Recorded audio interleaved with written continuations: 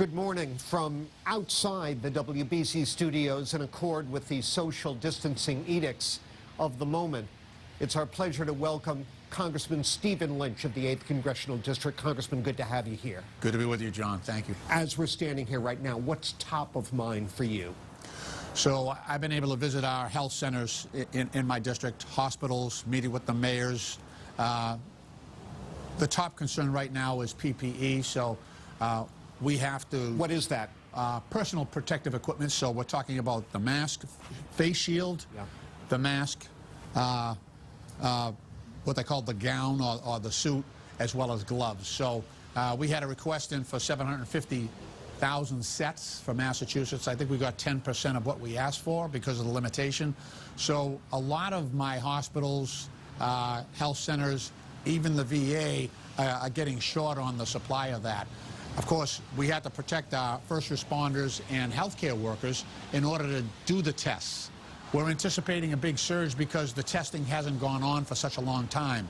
If you look at places like Italy and South Korea, those numbers spiked because they weren't testing. And then once they started testing, there was this big demand for beds and for treatment. So we're worried about the number of beds that might be accessible to coronavirus patients, because you don't want to co-mingle. You've got to have almost dedicated facilities for that.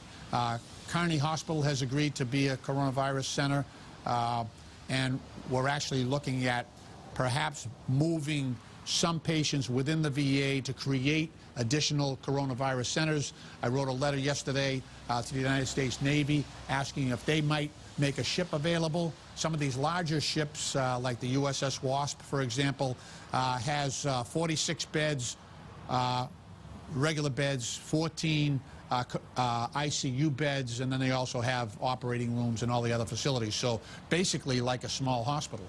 I've heard it said that we're struggling now to play catch-up for an abject lack of proper pre-planning. Is that accurate? Yeah, I would say so. I say we took our eye off the ball. I chair the subcommittee on national security. We were advocates for getting a cabinet-level secretary in there for biodefense. Unfortunately, that person was let go a couple of years ago. So I think if there was going to be one voice that was in the president's ear about biodefense, it would have been that person.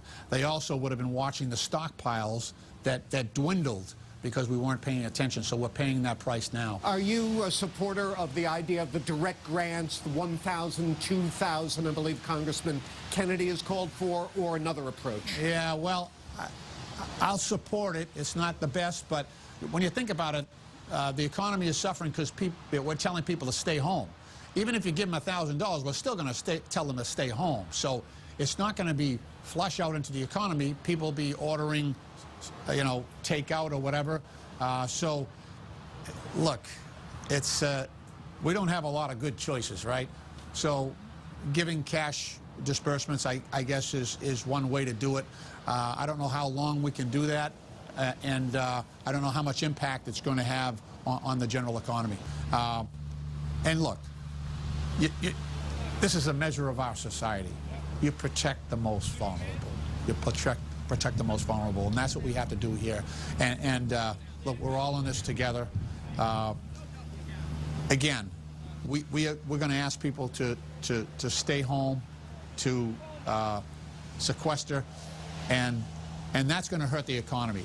The cure here will hurt the economy. There's just no way around it. So we're just going to have to bite the bullet. When we get straightened out, the markets will come back, because this is an exogenous event. This is something that's not dealing with the fundamentals of the economy. It's really what we're asking people to do in the conduct of the American people. So keep the faith. Have confidence. You know, our nation has gone through some real challenges. You know, asking people to go to war is one thing. Asking people to sit on the couch, stay home, don't harm each other, is something I think we should be able to handle.